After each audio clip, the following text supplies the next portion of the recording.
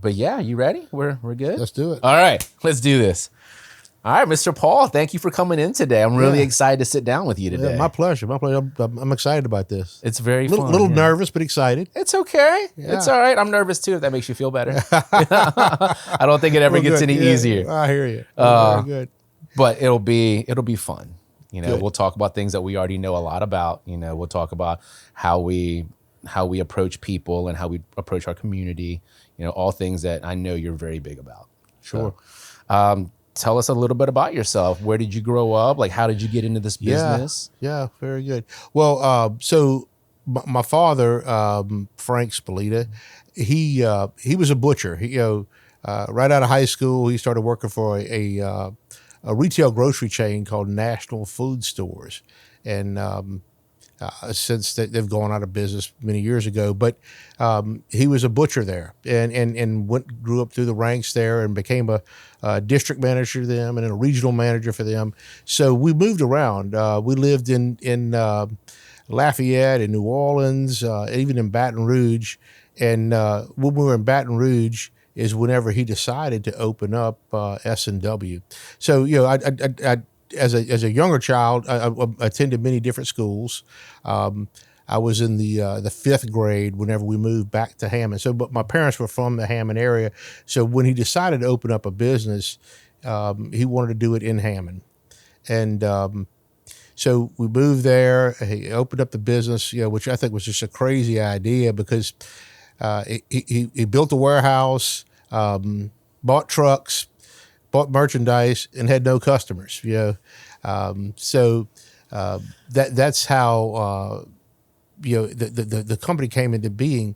But growing up as a child in Hammond, the business was part of my life. I used to get off the school bus at S&W. I worked after school. On weekends, on all holidays, that's what I did. As I worked in the business, and so I grew up around it.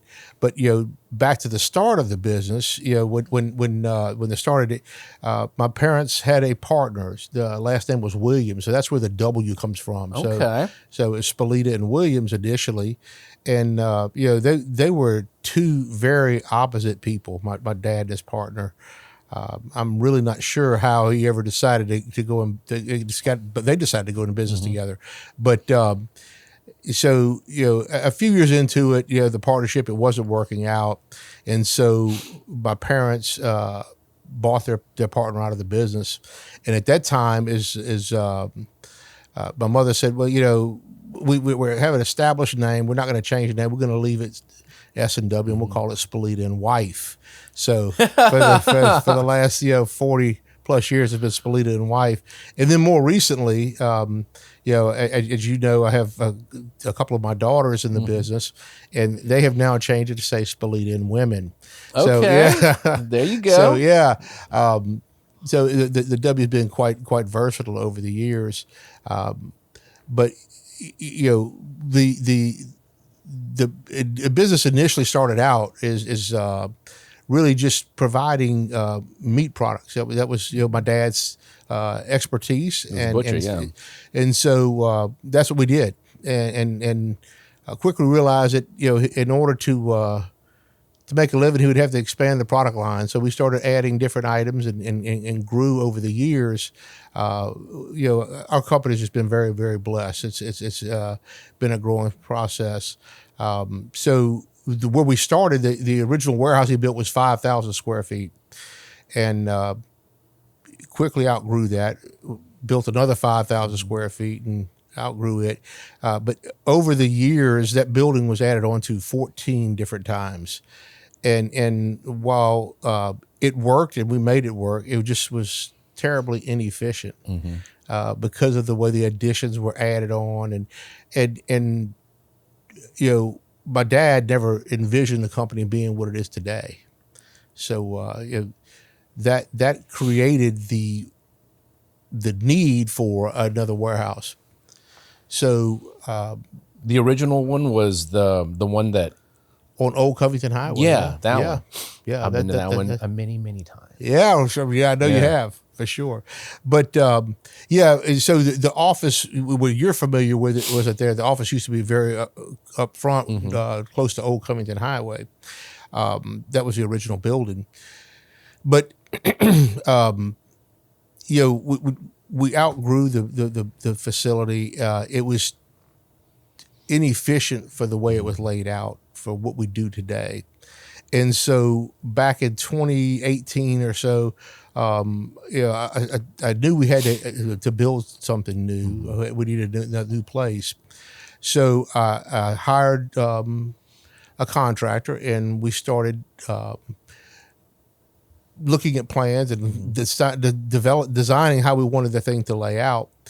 We got all that done, and we finished all that right at the beginning of 2020.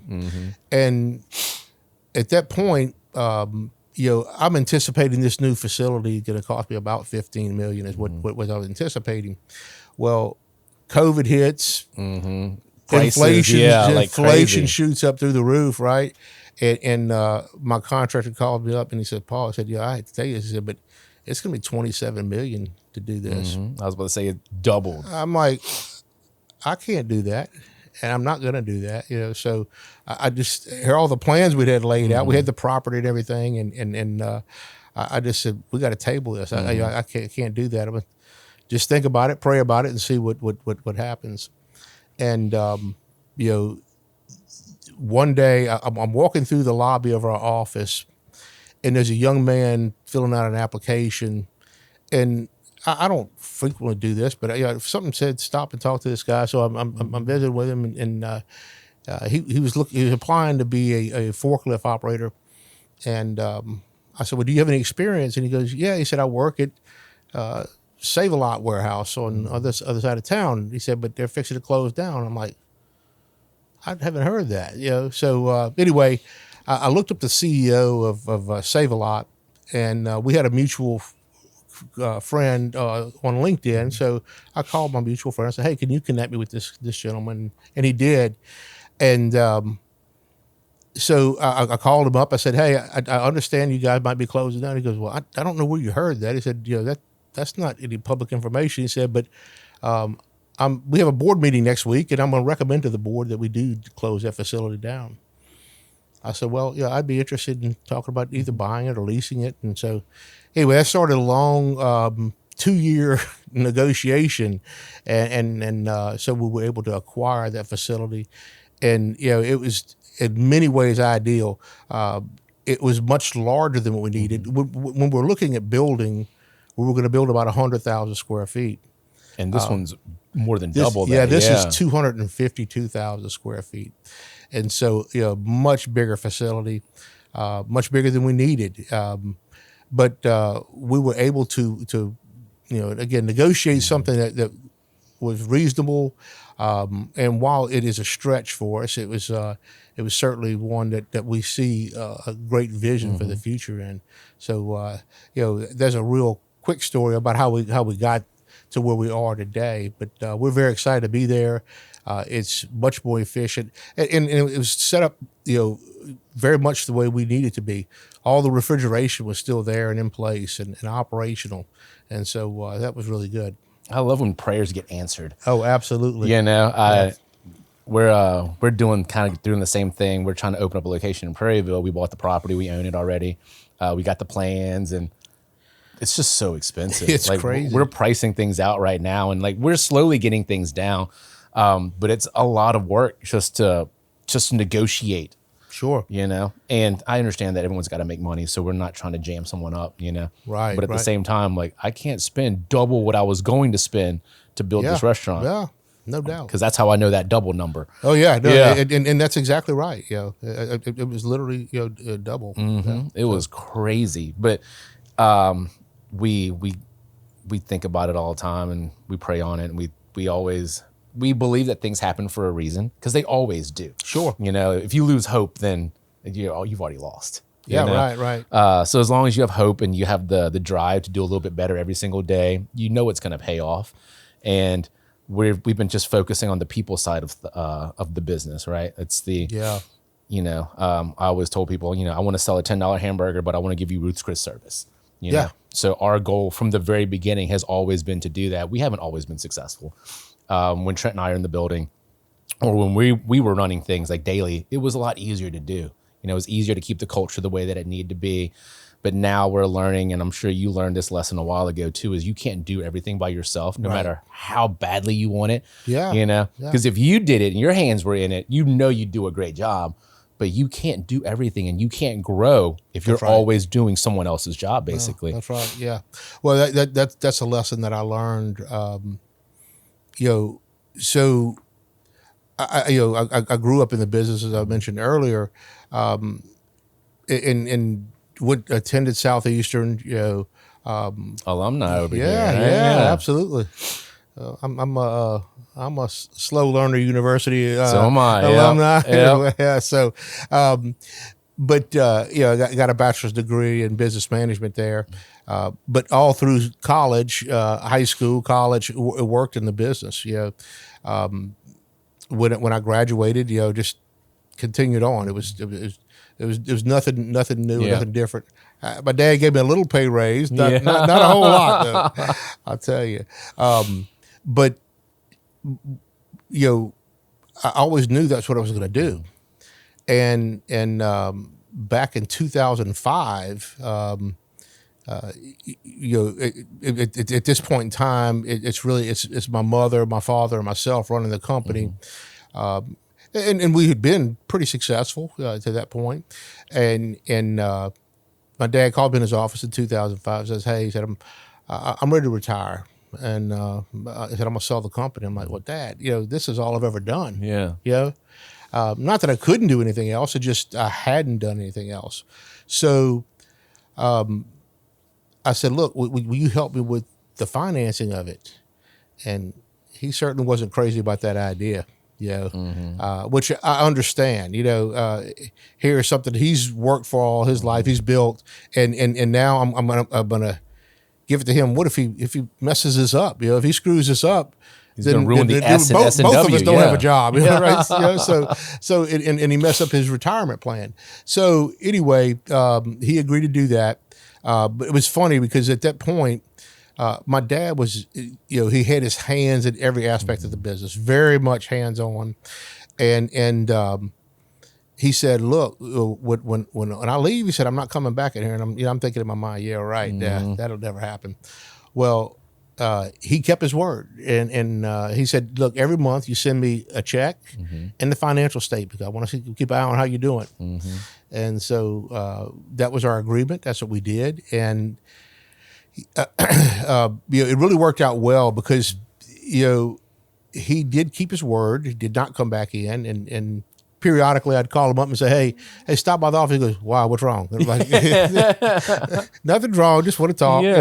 And so, but doing so, it allowed me to take the reins, and so when I changed things, and I never changed anything major, but I would do things differently, and employees would say, "Well, that's not the way Mr. Frank used to do it." I'm like, "Yeah, you're right. You're right.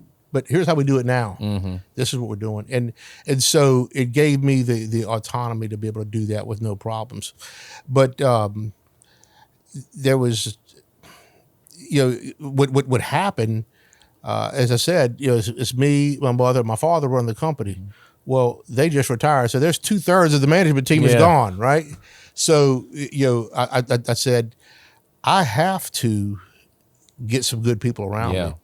And so, we started hiring people and been very, very blessed and fortunate to have great, great people around me. And that's what is made the business what it is today, JP. We have great people in all departments.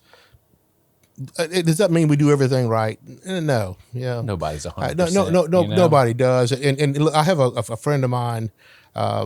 He does some consulting work for us. He's a CPA that does some work for us, and I love his saying. He says, "You don't have to be sick to get better," and I love that saying because we can always improve. It doesn't matter how good you are; you can still get better. So we work on that. We strive on that. But again, we would not be where we are today, and we would not have the success without the key people in our organization that we have.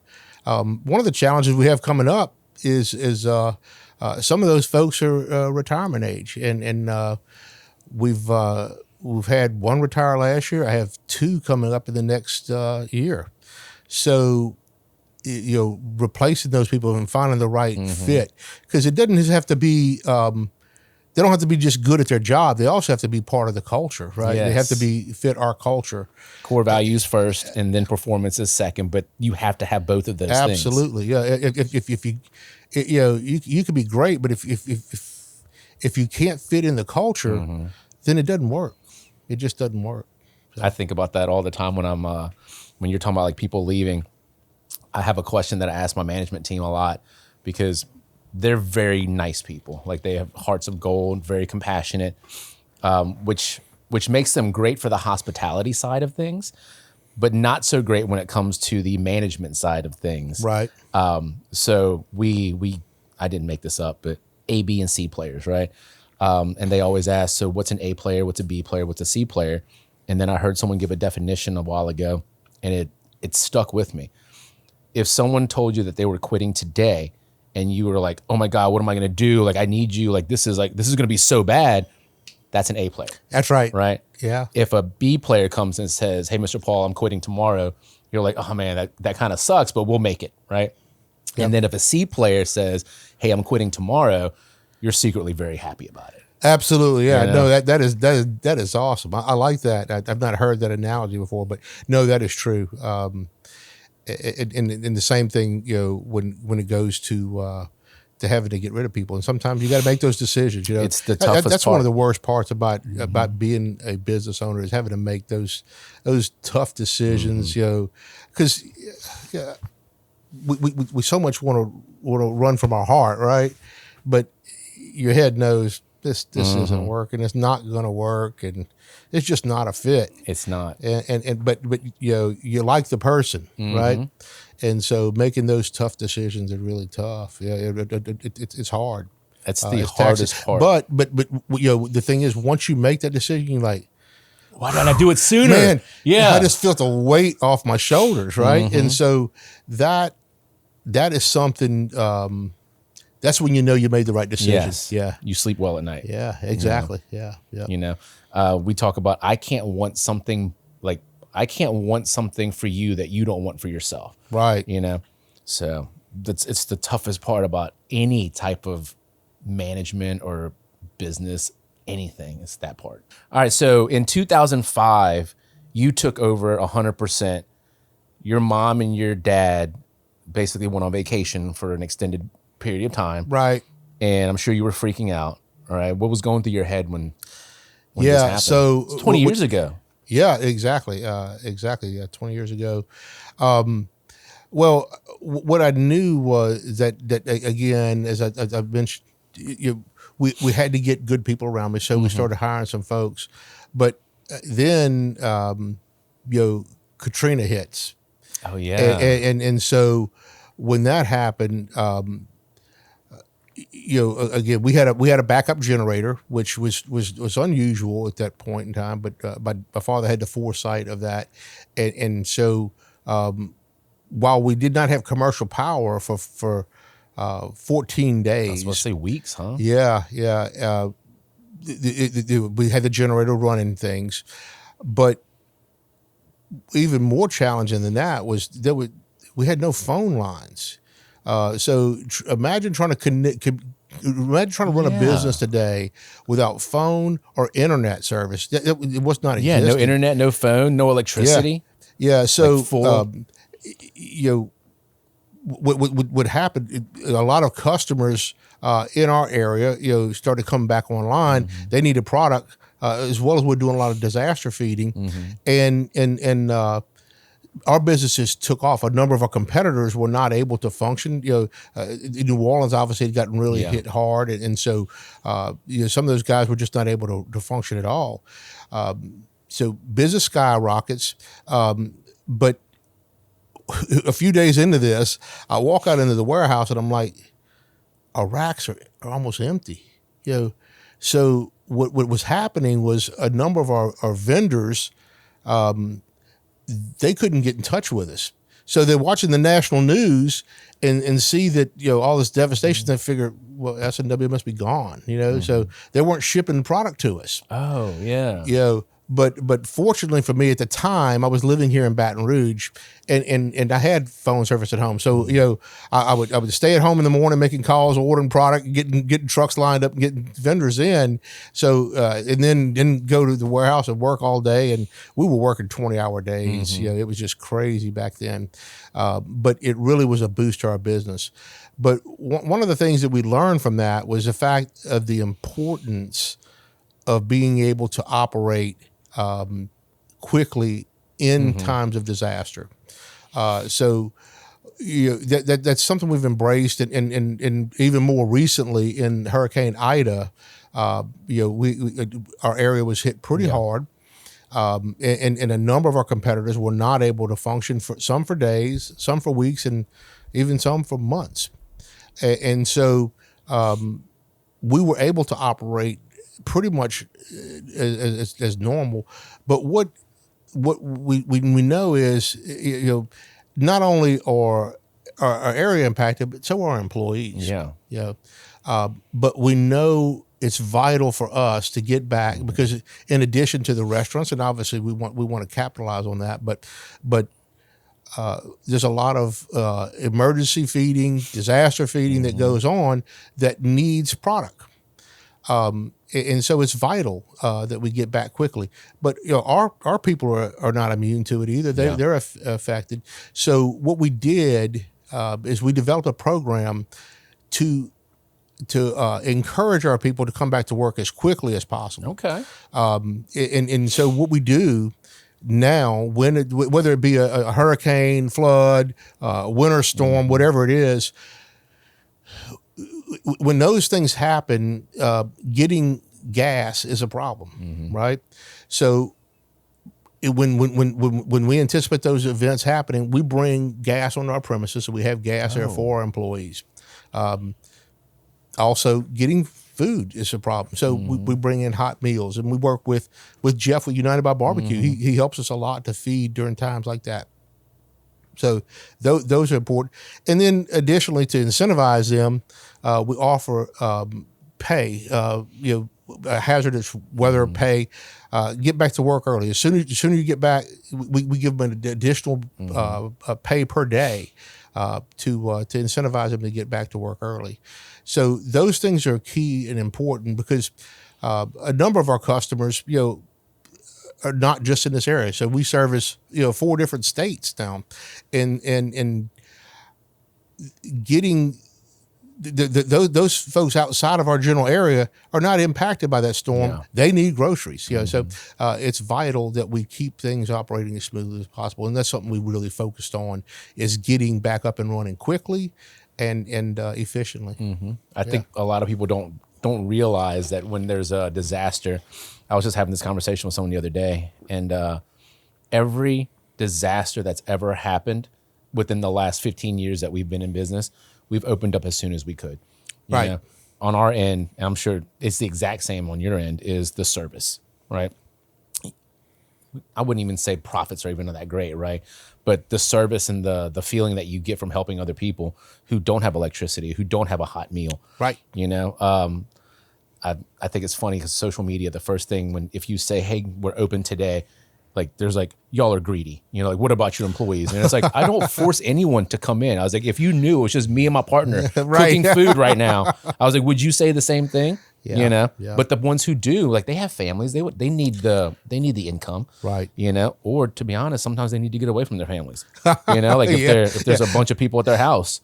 Well, and the good thing with us is at least for a lot of the office staff and things like that, we have electricity. Where they may not have it at home, so you can come there. So as a matter of fact, watch some TV. And one of the things we did in our new office is we put in a shower for just that event. Because you can come here and take a nice warm shower, and you have all the comforts of home, but even when home is not comfortable. So I love that. Yeah. And to be honest, like a midday shower in the summer, like a good cold rinse. Yeah. Oh man, resets your day. There you You go. know? Right. If I was running around super hot during the summer, I'm always sweaty during the summer, but a cold shower, there's nothing like it. Yeah. You know, I started doing cold showers at the end of all of my hot showers for like that cold boost to wake me up. It worked a lot better in the wintertime. I started probably last November, I think. Yeah. So I'm almost a year into finishing every single normal shower with a cold rinse. Oh, wow. But during the summer, it doesn't. It just feels nice. Have you ever tried cold plunge? I have. I hated it, but I know I need to do it. Yeah. I have the inflatable one at home. Oh, really? But I want to get the one that actually pumps like actual cold water in, that I don't have to put ice in. Yeah. I mean, I'm kind of lazy when it comes to doing things that I don't want to do. Yeah, right. I'll make up any excuse not to do it. But I know it's good for you. Increases dopamine by what, 1,000% or something like that. Yeah. Do you do cold plunges? I've done it a couple of times, and I'm like you. I know I need to and should, but it's not an easy thing to do. I mean, I have a friend of mine who does them, every day, and he's like, he goes, I know every morning it's the toughest thing I'll do all day is having to get in here and do this. And when you conquer that first one, right, yeah. the rest of your day looks so much easier. Right. Yeah. You know? So yeah. I have a rule that I live by is like, if you do one hard thing, it makes you want to do more hard things. So the more hard things I can layer into my, like, let's call it a morning routine, right, the more productive I'm going to be for the day, which is where this cold thing came from, right? Yeah. Because if it sucks and you do it, you're a better person now. Right. Yeah. Even if it's just so simple as like cranking the shower to cold, right? But it's those little things, and I'm really big into habit stacking. So now that my hair is a little bit longer, I have to blow dry it in the morning, which is a pain. I'm thinking about cutting my hair short again. But I go through phases where I have like short hair and long hair. It's just hair, Yeah. But I've realized that, so I have a 6-year-old and a 3-year-old, both little girls, and they're very active, and I want to be active with them. So before they were born, I started working out a lot more, started caring about my health, sleep, things like that, because I want to be around for a very long time with my kids. Yeah. And it's not something you think about. Once you think about it, like once they're older, it's already too late.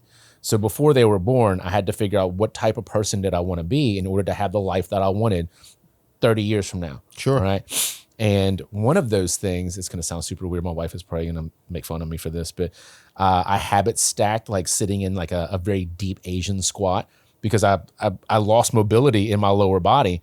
I'm still working out, I'm still squatting, like, so strength wise, I still have it, but flexibility wise, I don't have that anymore. Right. So probably 6 months ago, while I was doing my hair, I was like, since I'm already blow drying my hair, it takes about 2 minutes anyway. I don't finish the whole thing. I don't have the patience to completely dry my hair. I'm going to tell you a hack on that. Dude, I'm going to need it. So I squat while I do it. And when my wife walks in, it's a little weird. I mean? Like, I'm squatting on the ground, like deep squat, like moving back and forth and like blow drying my hair. But once again, it sucks to do. But now that I've been doing it for so long, it sucks less. Yeah. So now I'm trying to figure out how can I make it suck more. So now I'm adding like pulses in the middle. So like instead of like just like being in a passive squat, I'll like half active. But once again, my day's already started, right? I've woken up probably at 4:30, 5 o'clock, got my workout in, took my shower, my hot shower, then with the cold rinse, and then the squatting, and then I'm getting my kids ready for school. So by the time they leave, I have probably about an hour and a half at home that I can now start planning the rest of my day. Gotcha. Because once the world wakes up, I don't have time for myself anymore. Right. I'm sure you know that feeling. Yeah, I know. So I'm big about habits, and if I don't do something, if I don't make it a habitual routine, then it won't get done. No. Yeah. It just won't. So I get up early. I'm early, between 4:30 and 5 each morning. I spend some time in my Bible, studying, reading, do some work at the office, my home office, because I get a lot done with no one's disturbing me. Yes, I know. And then I'll go to the gym sometime in the mornings. But yeah, I got to make that routine. But the blow dry hack that I was going to suggest you. Now I got a lot thinner and less hair than you have, but I take my shower right before I leave the house. So I turn my heater on high in my truck and blow dry my hair while I'm driving to work. Do you really? Yeah. So I'm gonna have to try that because I hate getting out with like wet hair and like it just looks like you didn't care. Yeah, you know. Like right. I want people to know that if I meet you in the morning, I want you to know that I care about you. You know? Yeah, Like, yeah. It's something so simple. It's just like doing your hair. You know? Yeah, I used to be a hat guy, so I'd throw on a hat, and then the way I look at it, one of our core values, it used to be just respect, but I changed it to respect for relationships because respect it's kind of vague. Right. Yeah. But respect for relationships, it means you show up when you say you're going to show up. Right. If you say a meeting starts at 8, it starts at 8. You know, if I say the meeting ends at 8:45, it ends at 8:45. I want to respect your time, you know, because so many people, they can justify anything. Like, oh, it's just 5 minutes or it's just this. And you're like, but No. you don't know what this other person had to do to get here on time. That's right. Yeah, yeah. You know? No, that's a great point. And that is important. It's important to start when you say you're going to start and do what you say you're going to do. Right. That's why I like talking to you, because you can't grow a business the way that you have and not live these principles. Right. You know, like everyone knows how to be successful. Sure. But not everyone's willing to put the work in That's that. so true. So You know, true. we talk about getting better a little bit at a time. Yeah. And success looks like nothing until you have a breakthrough, right? Yeah. Until someone looks backwards and goes, whoa, look at what we did. You know? Right. But in the moment, it looks the exact same as yesterday and the day before that one. That's right. You know, but then out of nowhere. Well, it's like your kids, right? You know, you said yeah. I mean, you see them every day. They look the same, right? Oh, but then you look at pictures from a year ago, like, yeah. I hate that. Yeah. I hate that so much. My wife will send me pictures and I'm like, who is that? And you're like, that's your kid, dude. And I'm like, dude, you forget what they look like. Yeah. You know, I was like, that's not what my kid looks like. Yeah, You know, like I saw her this morning. Right. You know, then you see a baby picture when they're like a year and a half old. You're like, whoa, this is insane. Yeah. Well, you know, I may be blacked out for that entire like year that they were alive. I don't know what it was, but I don't remember them looking that way. Yeah. Well, you know, this is going to sound really dumb. Say it anyway. I want to hear it. I'll tell you something dumb if you say so. Yeah. No, but you know, so my wife and I had children very young, and so, and I don't mean this literally, but in my mind, they were going to be little forever. Yes. And then I blink, and you know they're out, they're out of the house, and so it really hit me. I spent so much time working in the business that I regret that a lot of times. Not that, you know, I didn't ignore my children. I was certainly there with them for a lot of things, but wish I had spent more time. But today, you know, I have a second marriage. So my wife and I have been married for a little over 8 years now, and between the two of us, we have 7 adult children. And just last week, we had grandbaby number 18. Wow. So we have quite a crew. Yeah. So you get to relive all of those. Yeah. Let's call them the good times, but you don't have to keep this thing alive. Yeah. Yeah. Well, so, you know, we love spending time with them and doing things with them. So that's always fun. And currently we have custody of one of our grandsons, 7, soon to be 8. So Grayson lives with us, and I'm trying to be a lot more deliberate about taking time with him. So, you know, last night we went out, we have a golf cart. We live on 7 acres, and we just got this spotlight. And so he and I went out on the golf cart in the dark, spotlighting deer. And we saw 10 deer last night, and he was so excited. He just had a great time with that, but it was a lot of fun. So, yes, love spending time with those kids. Dude, I love that. That's just a wonderful part. To make you feel better, I was the complete opposite about having kids. So I thought that, I mean, it's the same things that you're told, and you know, you got to be financially stable, you got to do this, you got to be able to provide, you know, all of these things. Yeah. So if it wasn't for my wife, I probably wouldn't be married right now. She pushed it. Same thing with the children thing. Because always I'm not ready, but you're never going to be ready. So I've gotten, like, you have to go through periods of unbalance to have a balanced life. So I know you kind of said like you had to work a lot and all of that, but we all have to work a lot. Sure. You know what I mean? Like, and it doesn't make it any easier, you know, having the right partner or having the right spouse or the right people around you that understand, they don't make you feel bad for it, which is, I've been extremely lucky because doing the college bar thing and the restaurant thing, these are weird hours, man. You know what I mean? Yeah, like, no doubt. You're working crazy amount of hours. Like you're responding to the weirdest problems, you know? I'm sure. And but without the right support network, you're never going to make anything work. And knowing what I know now, I would have had kids a lot sooner. I had kids when I was 38 and I'm 45 now. Oh, wow. So it's, I waited a good long time. I still feel super young. Yeah. You know, like I don't feel like I'm in my 40s. You look young. My brain feels like I'm 18. Like I'm still making 18-year-old jokes. I don't know if that ever changes. I hope not. I hope not, because I would feel like I'd have a very boring life if I, Right. you know, I just walk around laughing sometimes. Like, what are you laughing about? I was like, oh, I don't know if I can say this out loud right now. You know, like, Yeah. I think about that a lot. Well, you know, and again, I was at the total opposite end of the spectrum. So, we had 3 children before I was 25, and so we went on a vacation to Disney. We flew and went to the rental car place to get a car, and they didn't want to rent me a car because I wasn't 25. Oh, wow. I said, you had listen, an entire life. Yeah, I mean, I got a wife. I got my 3 kids here. I told the guy, I said, either give me a car, I'm gonna leave these kids here with you. You know, it's like He gave they you want 2 to go cars to Disney. probably, yeah. Oh yeah, we got the car. But you know, that's how young we were. That they didn't want to rent me a car. That's with wild. the 3 kids. Yeah. Dude, you forget how many things you can do before the age of 25. You know? Wow. Yeah. And then I haven't had that problem in 20 years now about renting a car. Not that I rent a lot of cars now that I think about it, but every time I do now, no problems at all. I remember like going to like Panama or something, you know, like when I was like in college or in high school, you know, like how are we going to get there? You know, like nobody's cars can make it, you know? Right, Like, yeah, I was like, yeah. dude, can we just pull in and get like a rental car and then no one could get it? So you're finding like someone's older brother somewhere. Yeah. Like, man. And he's foolish enough to do it. Yeah, right. He's like, yeah, dude, it's cool. You're not going to wreck it, are you? And you're like, of course not. Oh, yeah, I would never do that. Yeah, we're not. Pass me a beer. Oh, dude, I know. Well, Mr. Paul, it sounds like you're really good at taking a step back when bad things happen and kind of getting that macro bird's eye view of how you can help people. Yeah.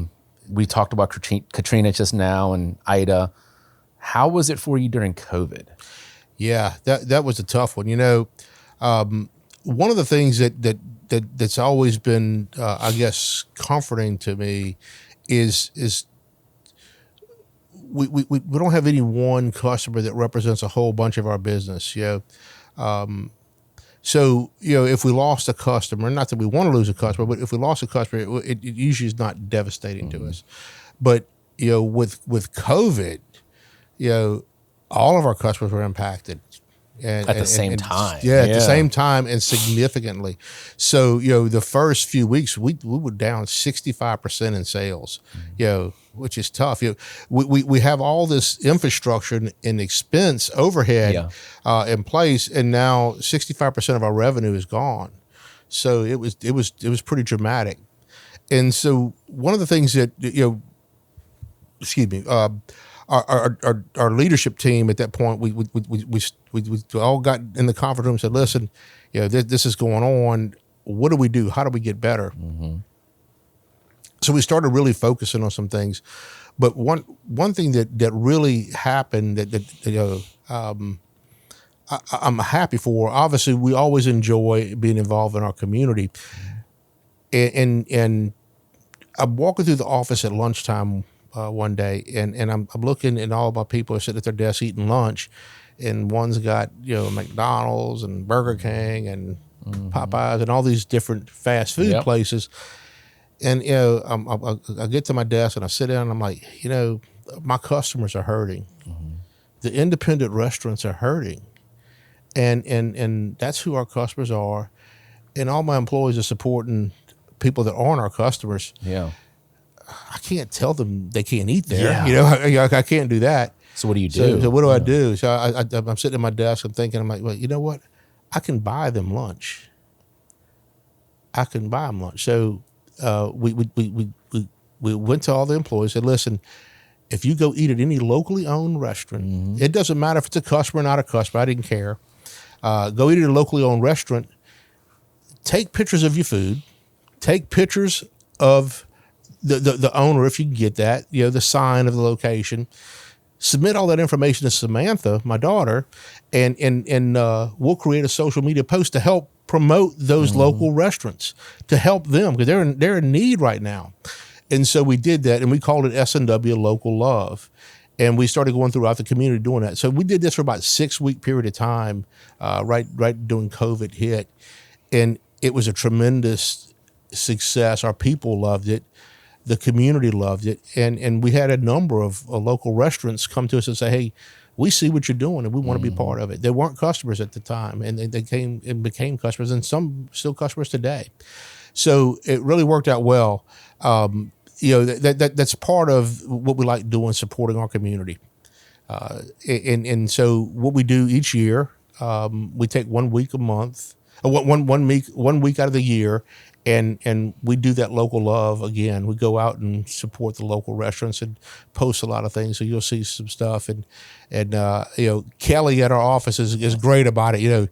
She does it, 52 weeks out of the year, and how Kelly's not 400 pounds, I don't know, but she's always because she's always going. Yeah, she does. Her metabolism's probably super high. Yeah, like you can't. Her attitude and her positivity, it's very she's fantastic. Everybody loves Kelly. I know, like when I'm having a bad day, I just need to talk to her about something. She'll make me feel better for sure, like every single time. Right. Like I feel like we can't talk about S&W without talking about Kelly. Yeah, no, she's awesome. She is awesome.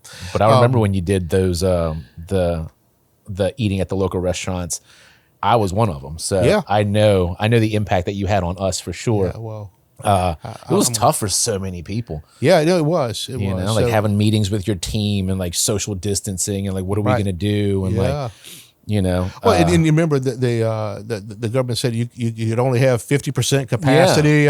Well, you're like, what does that even mean? Right.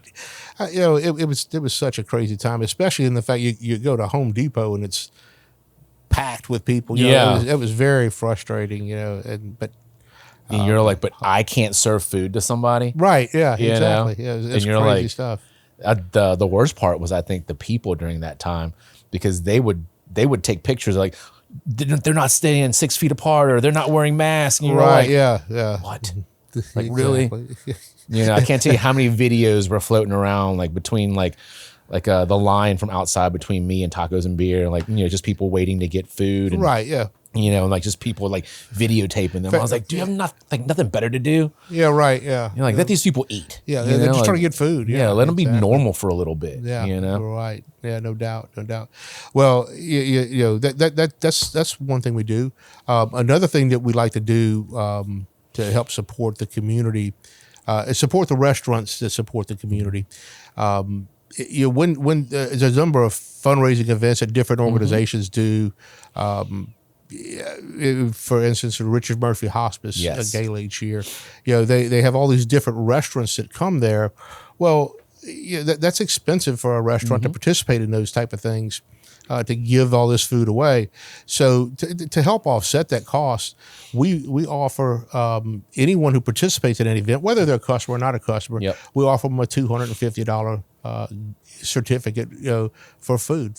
So to help pay for that. And we do that not just in the Hammond area, but throughout South Louisiana, to support the different communities which support us. So we love giving back to our community, and we know that we I shouldn't say we want to be a good partner. We want to be part of the community. Things that some of our competitors don't or won't do, so that we enjoy. I love that. We were talking about that earlier today as well, is the impact that you have on the community. And once again, not just the restaurant industry as a whole, but me, right? Like me as a restaurant owner, me as an operator, like those are the things that I think about. whenever you guys show up to one of these events. Like, I love it. You've been doing this for at least 3 years now, right? Yeah, absolutely. Yeah. Has it been longer than 3 years? 3 or 4 years. Yeah. Some of the stuff that started back, at COVID time. And again, how do we give back? How do we support that community? So, yeah. How did this come about?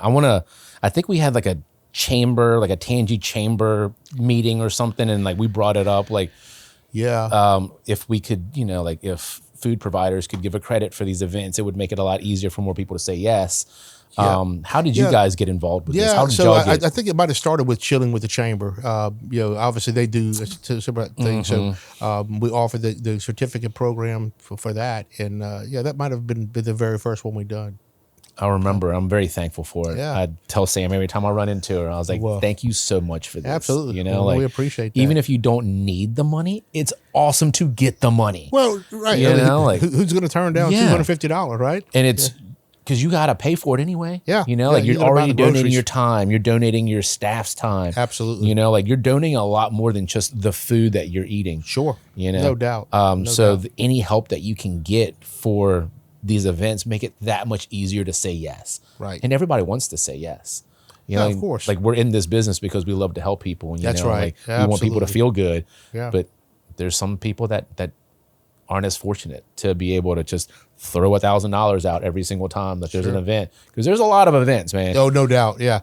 There's no lack of people in need and people asking. For donations. It's crazy. Yeah, it's a challenge. We have one this weekend for LRA Oktoberfest. It benefits the kids from ProStart, and I think you guys are going to be there too. No, we love ProStart. Yeah, I think that is just a fantastic program. And it is. I know LRA really is behind that, and that's a big deal. It is. It is, and I think it's what we need for the continued success of our industry. Mm-hmm. It teaches you so much. It's not just food handling. It's the whole business in general. Right. I opened the business thinking just because I could cook really good food, I didn't realize you have to manage people. No, you have to manage your finances. Yeah, I can't tell you how many times I've seen people put their life savings into a restaurant because they make a great gumbo or whatever you want to call it. And while that's great and good food is a given, you got to have good food. You have to. Price of entry. Yeah. If you don't have good food, it's not going to work. But they put their life savings in that and then open it up and realize they don't know how to run a business. Yeah. Or maybe sometimes they don't realize that they don't know how to run a business. Yeah. And so they lose everything. Yeah. And it's sad. Yeah. So it's a business. Mm-hmm.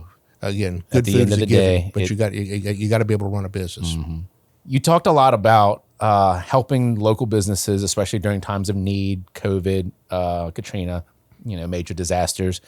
I'm sure you've seen a lot of businesses come and go through your time at S&W. What do you guys like to do to help? Let's call it the little guy. Sure. Yeah.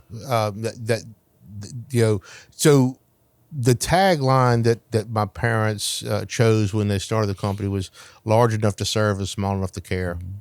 And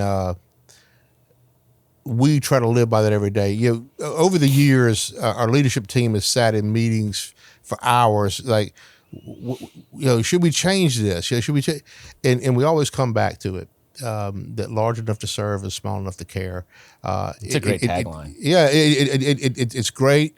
Because you actually live that. That's exactly right. We try to live that every day. And so, another thing, during COVID, we became familiar with this program that aggregates independent restaurants, it puts them together and gives them purchasing power and rebates like some national chains. And so, like a buying group. Yeah, exactly. Yeah. But the best part about it is it's something that's free for the restaurant operators. It didn't cost them a dime. And it requires no effort on their part. So we track their purchases from us. And actually, if they choose, it can be tracked from other vendors as well. And gets them rebate dollars. They don't have to fill out a coupon. They don't have to submit anything. it happens automatically behind the scenes without them even knowing it. And quarterly, we bring them a rebate check. That same program also, on certain products, offers them price deviations because, major chains, they have purchasing power and get much better deals on items that you and a lot of other restaurateurs use every day. So they have a food cost advantage there. They do. This program helps level that. So we like to call ourselves the champion of the independent restaurateur, to provide these type of programs that, frankly, a lot of our competitors can't or aren't doing. And maybe they're willing to, or they can do it, but they're just not passing it on to you. Well, that's a lot of the case too. So we are willing to pass it on because we know that the success of the independent operator is key to our success, and so we want to continue to support them in any way we can. So in addition to the gift certificate program for programs, this is something that puts real dollars in their pocket. And in the last 4.5 years, we've given back well over $2 million to customers in rebates, in rebates and the discounts. Yes, so it's significant. That's a lot of money. It's a lot. Yeah. It's a lot, and so very significant. One of the biggest challenges we have with it is the customers are always like, "Well, what's the catch?" I'm like, "There is no catch." The big corporations, a lot of times they lose track of where their product is going in the market, and so we report this information back to this company, and they share this with the manufacturers. They use that data to tell them, "Hey, your product is being served at our mom's. This is your target market." And so they pay for that information. That's where these dollars come from. Okay. So it's money that comes back for sharing the data that's already there. So it costs you nothing, and it can reap big benefits for you. So yeah, that's awesome. So I'm glad you answered that question, because I was going to ask, where do they find this money to just give it back to people? Like, are they marking things up that high just so they can give you a discount? Yeah, no. I know how Walmart does it. Right. But no, this is money that if you don't take advantage of, it goes away. It's going to go back into these large corporations' pocket. But it gives us a way to tap into those dollars and give it back to the independent operator. And it helps those, I guess, manufacturers figure out how they can better their companies too. That's right. Exactly right. So everybody wins. I had one operator say, "Well, I don't want my data shared." I was like, "Well, what are you doing with it now?" Yeah, I mean, like it's not out in the universe anyway. But so how do you monetize that now? You don't. You can't, and your individual data is not enough. Doesn't mean anything. You can't go out and monetize it. It's just statistics. But if we aggregate all this, it does. So that's where it comes from. I like that. I never thought about that, but that's very cool that you really do level that playing field. Yeah, absolutely. We always think about between locations 3 and 4 is when we're going to start seeing the real big price breaks. You know? Like Coca-Cola, I think it's like 5 units plus, right? So everyone's got that goal of getting there. Sure. But while you're struggling from 2 to 5, your food costs are like 32%, and then you're talking to other restaurants and they're like, "Yeah, I'm at 18%." You're like, "How are you at 18%?" That's a crazy low number. That is very low. Yeah. I was like, "What is going on with you?" Right? Like someone's really good at negotiating deals or something, right?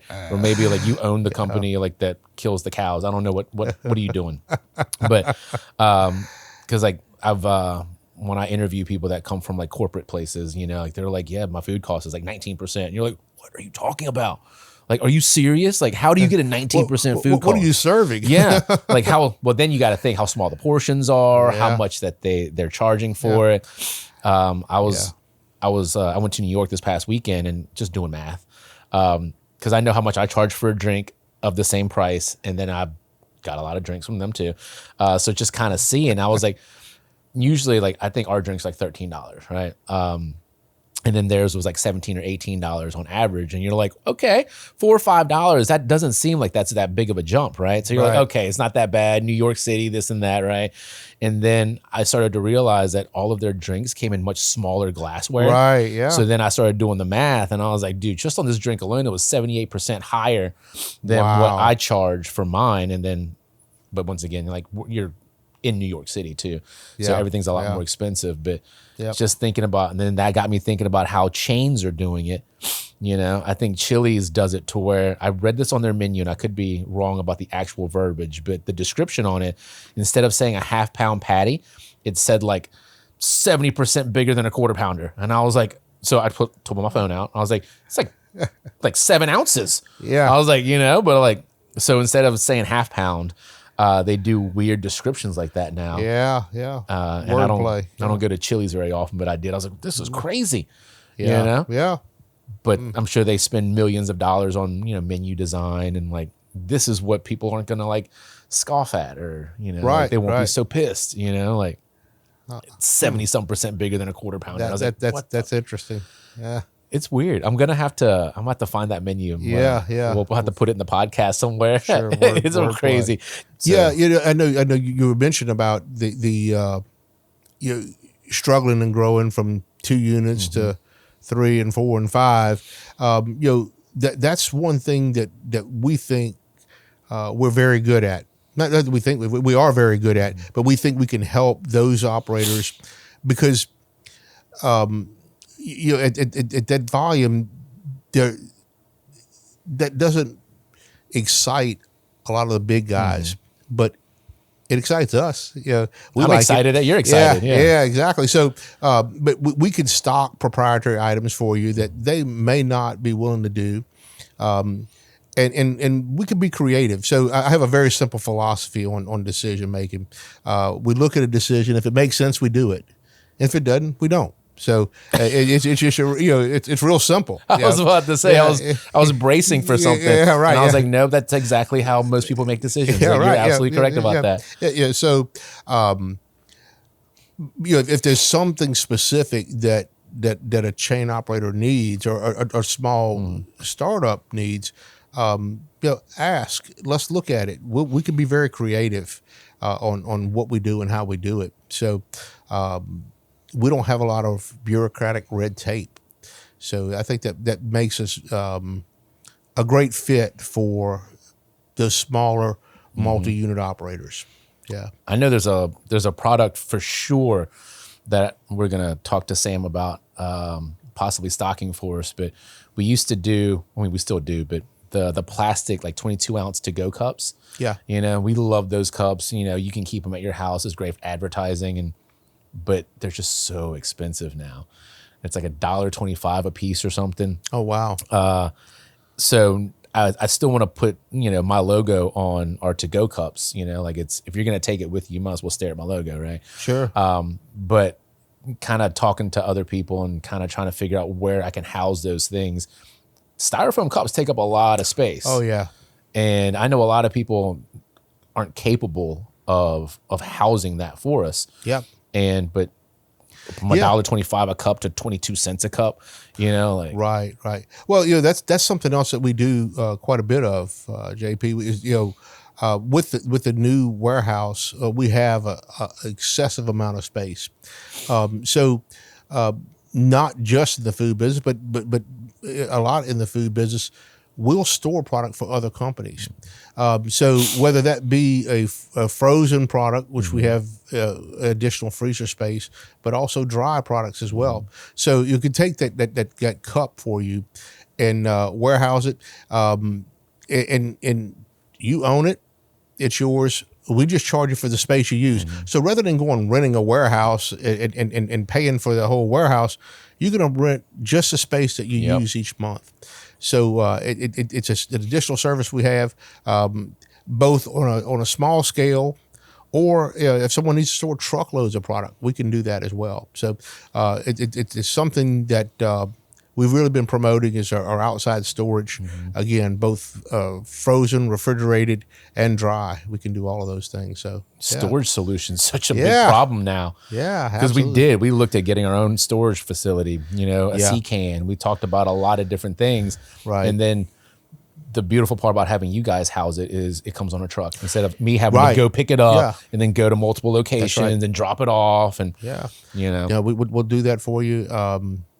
And also too, we can offer a solution where, if it's something you want us to procure for you, we could procure the product, bill you all for it, and then ship it as needed at no charge along with your regular order. So there's a lot of, again, we want to be flexible and creative on how we do those things. So yeah. I love that about you guys. Yeah. Well, thank you. You always figure out a way to make it work. I don't think I've ever asked you guys a question and you've ever said no. Yeah. He was like, Good. let me figure it out. Yeah. Right? No, Like, awesome. that's what I love you. about it. Like, I've never been flat out like, nope, we can't do it. Yeah. You know? Well, I appreciate that. Thank So- you. We try. Dude, Certainly try. I love Yeah. S&W. Yeah. Like, you guys are doing such a great, I won't say great job because it's not just a job. It's y'all are helping so many people. And once again, I'm speaking from my perspective. You've helped Sure. me a lot. Yeah. Awesome. And I've seen how you've helped other people like me in our area. And I didn't know you guys were in 4 states. So Yeah. the amount of help you give in just the Baton Rouge, Hammond area, I can only imagine how much help you give as a company, Wow. across the board to people. Yeah. Because there's an event every weekend, every No doubt. single weekend. Yeah. And No lack of them for sure. and these events can't go on without sponsorships. Like that's the thing that I've learned from being, on the LRA board is you go to these events and you forget that someone had to pay for it. No doubt. And it's you don't think about it as a consumer.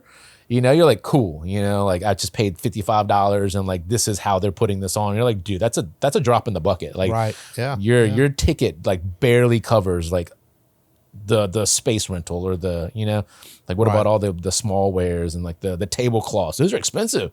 Yep. Porta potties, those are expensive too. Sure. So you can't have an event without places for people to go use the bathroom. Yeah. No doubt. Ace does one. I'm sure you've seen it. It's like the refrigeration one, like not refrigeration one, like the air conditioned ones. Yeah. Wow. Where was that like 20 years ago? Yeah. But now every time I see, I'm like, I'll go to that one. Yeah. No Unless it's Mardi Gras, and then I'm finding any porta potty I can. Like, Right. you just hold your breath. Yeah. You might pass out from lack of oxygen, but Yeah. they should put those aces everywhere. But that's how I know, because we're about to have that event this weekend, and I didn't realize how expensive it was to put on an event. Oh yeah. No So doubt. all the help that you can get, it's amazing. Like they couldn't do it without sponsors. Absolutely. I agree with that. This is something we're very proud of. Is recently received our AIB certification, and most people are not familiar with that, but it's a certification from the American Institute of Bakers. It is a third-party inspection service of our facility, both the physical facility for cleanliness, sanitary practices, as well as all of our record keeping. And this is something that's required by a lot of larger chains. They require you to have this because what the last thing they want to do is use you as a vendor and then find out, oh, you got a rat infested warehouse, right? So, they want to make sure you're operating, cleanly, in good record keeping, and safely. And so it's a very difficult certification to get, and it's not just a one-time certification. The AIB organization has the right to, without announcement, inspect our facility 24 hours a day. They just come and audit you whenever they want. They can No stop warning. in. Yep, no warning or anything. So we have to be ready. And so it's something that our team has put a lot of effort into, and it's a big deal. So we're very proud of that. And again, most the general public wouldn't have any idea about it, but it's important, and we're very proud of that fact. That's crazy. That can't be easy to get. It's not easy to get, and it's expensive. So we got to pay for them to come do this this audit. That they can come in, but it's another step in providing the kind of service that we want to make sure that our customers receive. So it's a lot of peace of mind. Yeah, like exactly. knowing that, right, yeah. that it comes from a clean facility, that people are being safe, and like you're not just losing records or fudging numbers or pencil whipping something. Exactly. Yeah. That there's a lot of peace of mind that goes, because I don't know what goes on behind the scenes of big companies. Sure. Yeah. Until some crazy scandal comes out, I Right. have no idea. Exactly. Yeah. Wasn't Tyson like price fixing chicken or something recently, or Right. something like that? And it's like, well, as we talked about a while ago, good food is a given, but safety is a giving also. You want to, you certainly don't want to be serving unsafe food to customers, and man, that could put you out of business really quick. So like how many times has Chipotle had to like recall lettuce or something? Yeah. So you want to be sure all those things are done correctly and properly, and so we're proud of that certification. Dude, I can see that. We talk about that a lot in the restaurant too. Is like, I tell people all the time, I didn't start a restaurant just to make people sick. Like, Right. wash your hands, put gloves on, and once again, people just don't understand 100%. You're like, okay, like this is like the bare minimum, dude. Yeah. Like you've got to be clean. Exactly. Like wear a hairnet, do something, like don't just tell me it's not that important, because then I'll know you're not a good fit for us. That's right. Because there's a lot of people, like, what's it matter? Like, it matters all of it. Yeah. Like, this is the start of it. Like, we've never made anybody sick, and it's like, I'm not going to start now. Right. You can't come back from that. No, it could literally put you out of business. 100%. People don't forget that. Right. Unless you're Chipotle. Yep. I don't know why. Like, yeah. Their food's not even that crazy good, but for them to have that fan base is just amazing. Right. So what are they doing that I'm not doing? I'm always trying to think about that. Like, how can I get a loyal fan base like that? Sure. It's one interaction at a time. It's how I look at it. Our job is to make sure that when you leave happy. And that can mean a multitude of things, like maybe I made you, maybe I anticipated a need that you didn't already know, or maybe you were having a bad day. All you needed was a conversation, Yeah. But we think about that. There's a term that we use. It's called the peak in rule. So every interaction, you have at least 2 chances to be memorable. So you're either going to remember the peak, like it could be a good or a bad thing, and you remember the end. So no matter what happens in the middle, right? I can mess up your order. I could burn your fries, right? It's how I end our interaction is what you're going to remember. Yeah. And we try to focus on that a lot, because if you just let people leave, then they just, that most people won't tell you anymore. Yeah. Well, they just won't come back. Yeah. No, exactly. And that'll slowly kill your business, no doubt. And the bad part about it is that they won't tell you, but they will tell their friends. They'll tell their friends. Yeah. If you have a good experience, you might tell one other person, 2 other people. You have a bad experience, like you're texting everybody. Yeah. You're like, look what they did to me. Right. Right. Yeah. No, it's important. And we always think about it, it's, people use the phrase, it's just food. And yes, it is just food. But if you just wanted food, you'd go to a grocery store. You go to a restaurant because you want the full experience. You want someone to come talk to you. Yeah. You want to interact with people. You want let's call it the show. Like you want to be treated properly. Right. Mr. Paul, I saw you in the article recently. How did it start? It was like David among Goliaths. Yeah. Yeah. Tell me a little bit about that. Yeah. So, in our industry, I guess as a mom and pop business, again, we're small independent business. If you look at our revenue dollars, it's pretty big. It's a big number. But when you look at us as compared to the industry, we are the David versus Goliath. And look, we like that. We don't mind being the underdog here, and we know that makes you fight harder. Yeah, exactly. We know we have to. We have to work hard. But the article was in relation to that award that I've recently received, and actually I'll be receiving the official award next month at LABI, Louisiana Association of Business and Industry. chose me as their business person of the year for the state.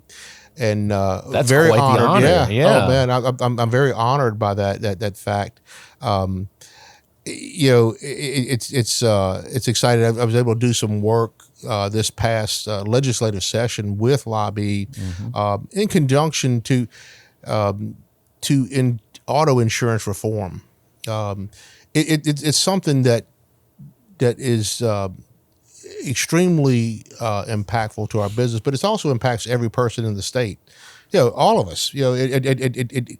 We pay a lot for auto insurance, and I know that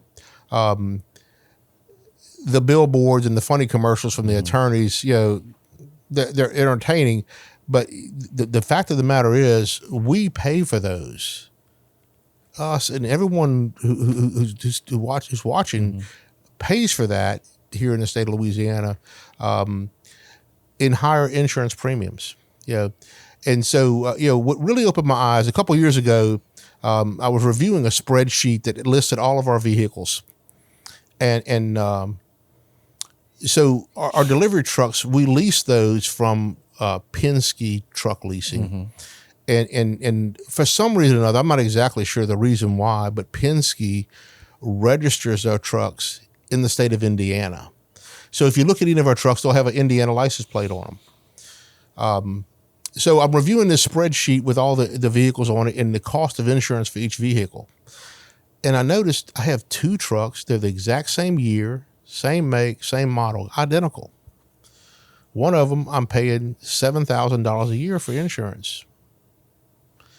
The other one, I'm paying $28,000 a year for. 28, 4 times the price. Why is that? Well, someone at the insurance company had made a clerical mistake, and they showed the $7,000 vehicle was domiciled in Indiana. Oh. And the other one was in Louisiana. Just from one state to another. So Louisiana is charging that much more. 4 times the price. That's ridiculous. No, it's crazy. So it was very eye-opening to me. I'm like, this is outrageous and it's unfair. I had insurance carrier tell me one time that, hey, if you relocated your business to Mississippi, your insurance would be half. I'm like, what? No. Look, I'm a Louisiana guy. I'm a Louisiana guy. I love Louisiana. I love Tangipahoa Parish. I love where we're at. But that makes you think. It does. Half. And listen, we spend a lot of money on insurance. So, it's certainly something that plays into it. So, this past legislative session, I worked closely with Lobby and the LRA to help get some of this insurance reform stuff passed. And we made some good progress this past legislative session, but there's still more work to be done. And the things that we achieved this past session, you'll see coming up in the future. It's going to impact your insurance rate. You're going to see some reduction. I love that. Yeah, I mean, I'm not telling you it's going to be half, but you will see. It's going to make things more fair for insurance companies. It's just going to help, and it helps me, it helps you, it helps all of our employees, everyone, because we're all paying this auto insurance. So, very excited about that. But I'm also excited about the award with Lobby. It was quite an honor. I have so many things to ask you right now. So, I was going to start off with how did you get chosen? Like, I'm sure your leadership stood out, but then the other question is, why'd you take on this auto insurance thing? Yeah, well, clearly you probably don't have to. Like, what made you want to? Well, really, I see how it is negatively impacting our business, right? And what it does, it not only are you impacted by the insurance rates, but I have to charge more for the groceries to cover that, right? So this all you just pass this along. It all gets added in. So that's why I say, we're all paying for those billboards and commercials through insurance rates, through higher cost of goods. You don't think about that because everyone just passes it along. Yeah, you have to. Yeah, right. or you won't be in business for long. Yeah, no, exactly. I mean, it's no different. I mean, property insurance is gone up, right? So, I mean, you got to add that in. It's part of the cost of the hamburger, right? Yep. Yeah. So it has to be passed along, and those things are quite a difference. I saw a YouTube video just the other day, and this young girl was a young lady was traveling abroad, and she went into a supermarket and she was looking at some of the brands in this foreign country. I can't remember what country she was in, and saying, here, this is $1.29. Back in the States, it's $3.50. And so I'm thinking about that, and why is that? A lot of it goes back to the legal environment and climate we have in the United States. Everybody wants to sue someone for whatever. You looked at me funny. The class action lawsuits and all those things. All that has to be built in, and so we all pay for it. Yeah. You're going to pay for it some way or another. Yeah, exactly. The world needs more people like you, which is probably that answers the next question is, how did you get chosen for this award? But now I can kind of see this. Well, it's certainly, there's a number of factors that go into it. And I'm not really sure all those factors and what that is. They didn't call me and ask me if hey, do you do this, this, and this? It wasn't a checklist or anything like a questionnaire. That. But I think with some of the things we do there, both things such as that insurance reform, but also other leadership stuff in the community. I'm a big believer in continuing to learn every day. There's something we can learn. I do a lot of audiobooks. I like reading. My problem with reading is I fall asleep very fast. I'm a slow reader and I fall asleep fast. But so I do a lot of audiobooks. When I'm in my vehicle, I'm always listening to something to learn and to grow. But I also encourage my leadership team to do the same. We have to keep developing people to get better. I love that you said that because people don't talk about that enough. I had this conversation earlier this morning about it's not a destination. Like you're never going to learn everything that you need. Right. It's a journey. Like every single day, you got to learn a little bit more than you did yesterday. Yeah. Every time I've ever needed to make more money in my entire life, I learned something new. Right. And you forget that that's a compounding effect on like day to day. Yeah. Right now, I'm just finished the No Asshole Rule, the audiobook. I didn't get too much out of it. I've not heard that one, but okay. Other than don't be an a-hole. Either you are the a-hole or you know who the a-hole is, and either way, you got to get rid of them, right? Like you can't, no business is going to operate with that. Yeah. And then the other one that I'm currently into right now, well, two of them technically, is $100 Million Offers by Alex Hormozi, because I watch a lot of YouTube, so he's all over YouTube. Yep. But also I'm rereading The One Thing, which is, I think the book, I have that book probably in a lot of different places. But real books make me fall asleep, and my wife has a Kindle, and that's how she falls asleep. She'll like, just read something, you'll fall asleep. And I'm sitting here like watching YouTube videos, like getting like a light flashing my eyes, like I'm staying up till like 1 o'clock in the morning. Yeah. So I want to read more, but I consume so much content and information and knowledge through audiobooks now, because driving to Hammond from Baton Rouge, it's 45 minutes to an hour there and back. Yep. So I can fill the mornings up usually with phone calls and, touching base with people. But then whenever I have the time, it's like, what can I learn today that I can help my team be better with? Right. I've got a couple people at each location that it's not a book club, but everyone makes fun of me. Like, you have a book club? I'm like, no, I'm just telling people what I'm reading. Right. So in case you want to read the same thing, we can talk about it. Sure. Yeah. It is a book club. When you say it like that, it's 100% a book club. I'm just not going to label it that. But they learn so much from these audiobooks, and then we can talk about it. And then we can say, all right, how do we apply these concepts to this problem that we're having today? And they're usually just people problems, right? Which is the part of the business that I love the most is I love the people side of things because people change from day to day. Like your mood might be different today than it was yesterday, right? My job is to figure out like, how can I navigate this? How can I Sure. still get the Yeah. best out Yeah. of you? You know? And when you're surrounded by people who all think the same like that, oh, it's amazing. Well, yeah. Yeah. You're a product of the people you hang around with, right? Like- and the books you read. Yeah. Yeah. Yeah. My dad used to have a saying, garbage in, garbage out. No doubt. I don't know where he got that one from, but he used to say it all the time because I'd be like watching dumb movies or something, you know, like garbage in, garbage out. And I Yeah. was like, oh, and you don't think about it. I give him a lot more credit now that I'm older. But when I was in high school, we'd argue all the time. You know, I thought I knew everything. Sure. And- What teenager doesn't? yeah. Right? And then now looking back on it, I was like, oh my God, I'm just like my dad. You know, like I'm just like him. I think the same way now. Like we care about, you know, bigger things than just Right. hanging out with your friends all day. Now Yeah. it's like you talk about your family and like how you want your kids' lives to end up, you know, your spiritual journey, you know, like we Yeah. talk about a lot of, I guess, bigger topics now. And I don't tell him he's right a lot still, but I can say it here because he probably won't see this. And he Yeah, will there see you go. this. He watches all of these. But he's taught me a lot in just how to behave, you know, which is how I'm trying to teach my kids. But more importantly, if I can teach my staff this right now, I've been fortunate enough to be surrounded by a lot of good key players, right? Not everyone, we talked about A, B, and C players earlier, right? Like Yeah. it's Yeah. the, not everyone's going to be an A player. Not everyone's going to be a B player, right? But what do you do with those C's? They're not terrible human beings, Right. you know, but they don't help you grow and they don't help the people around them grow.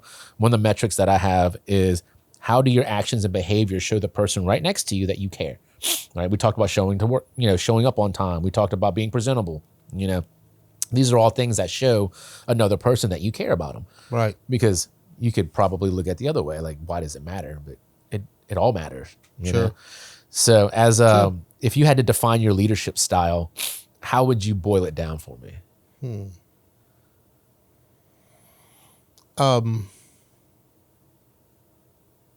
I can fill in like I can say you're charismatic.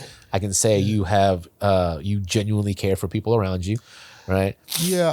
I think, you know, But how do you make that shift to the business side of things? yeah, I think it's more of kindness, caring, compassion, and genuinely wanting to help people.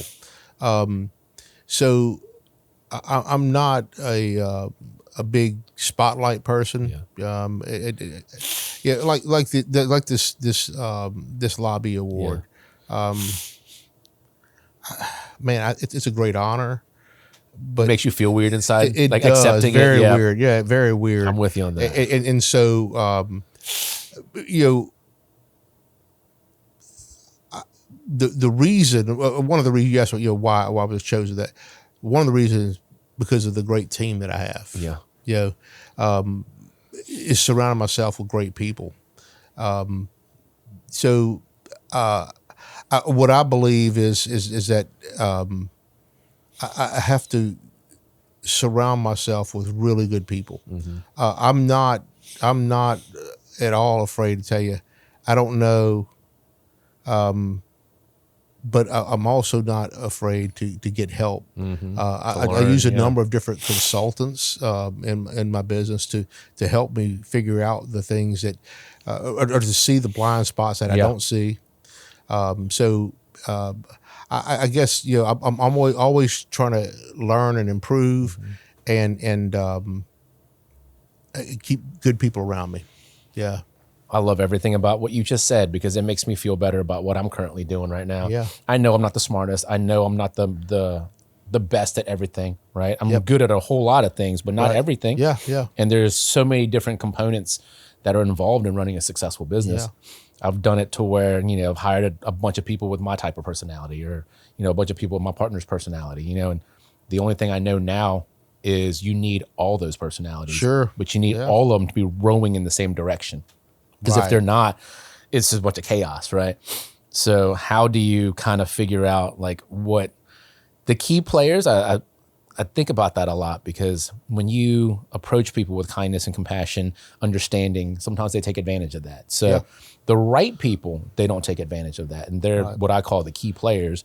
And then you have those people that throw it back in your face, and they're like, well, I thought we were a family. And I was like, do you treat your family like this? Yeah. You know, like my job now is to make this hard call, is be like, hey man, maybe we don't talk to one another for a little bit. You know? Families do that all the time. Right. You know? Yeah. They go through rough spots. Yep. But that's the hardest thing that I've had to learn recently, is how do I make that decision faster to protect the people that I care about? Yeah. Because if you leave them, they make things so much worse, so much faster. You know, what is that stupid analogy about, you know, a rotten apple spoils the bunch or something? Sure, yeah, right. And but you don't want to think of people that way, because that's not what we do. You know, like you can't go from I want to help people perspective, then just automatically judge somebody. You know, but you give them a chance and you let them prove that they want to be here, or that they want to do the same things that you want to do. Yeah. But I still have that problem, which is probably where I could use the external help. You know, is like, enough's enough. You know? Yeah. You know, one of the things that's been really a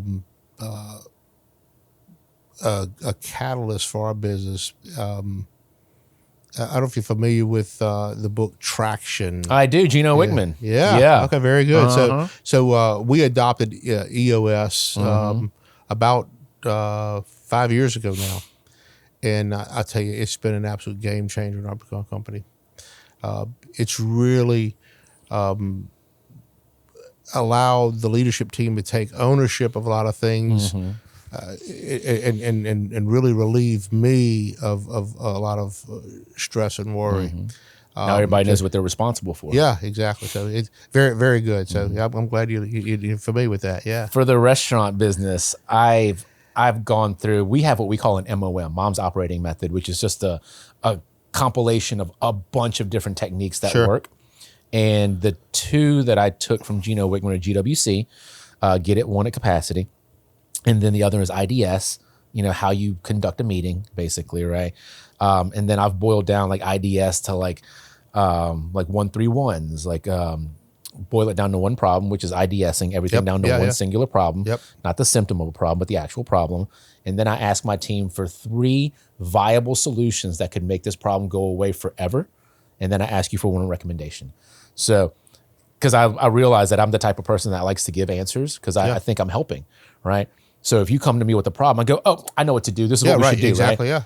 But then I just start to condition you that every time you have a problem, you come to me, and then I'm the bottleneck. Yeah, exactly. You're bringing it to you, yeah. But then I realize I'm not helping people grow. I'm not developing your problem-solving skills. I'm not making you any better when I do this. That's right. So when I first adopted this, you get a lot of, why can't you just tell me? I was like, because I know you can figure it out too.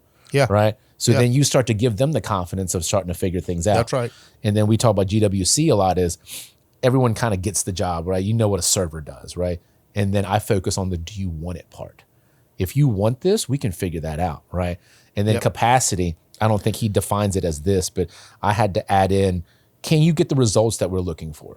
Because if you can't get the results, that's part of the capacity part. Yeah, we use the C as capacity and capable. Are you capable of doing it? Yeah. And most of the time people are capable, but do they want it? They don't want it. Yeah. I focus on the want a lot because, like I said, feelings change. You know, like you might be sleepy today and you might not want to be at work. I was like, but we do a lot of things we don't want to do. Sure, absolutely. You know, but once again, that's what makes us who we are. Another great book, one I just finished, is The Science of Scaling. The Science of Scaling. Yeah. Wow. It's got my head spinning. The Science of Scaling. I'm putting that on my list. It's a relatively new book, but check it out. Because that's what I'm thinking about right now. Wow. Oh my God. We should probably started with this podcast with all of these things, because my new saying is, what got me here won't get me there. Yeah. Well, that's exactly what he talks about in this book. Yeah. And I think about the type of person that I am, or who I am, not so much in core values and what I believe, but like the behaviors that got me here won't get me where I want to be now, which is where I used to be a lot more involved with the team. You know, like, I hate to say a therapist, right? But like, you help your people out, right? But I've learned that I can't do that for everyone. And if I'm not directly like near you, then it doesn't work anyway. Right. Like you will only be motivated to change if someone is forcing you to, basically. Yeah. And I can't do that for every single person.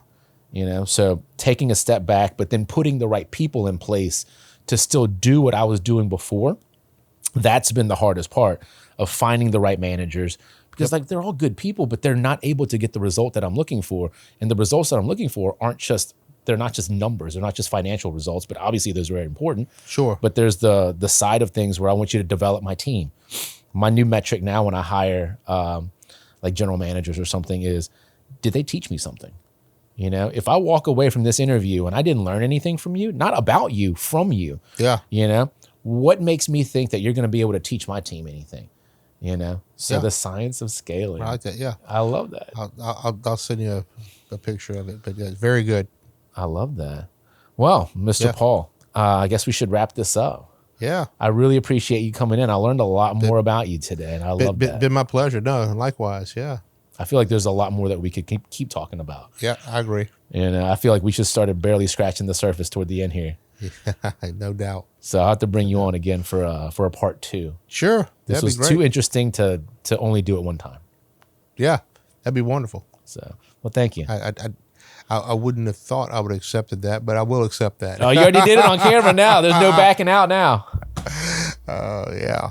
So it was awesome. Well, thank you, Mr. Paul. Yeah, absolutely. My pleasure. Thank you. All right.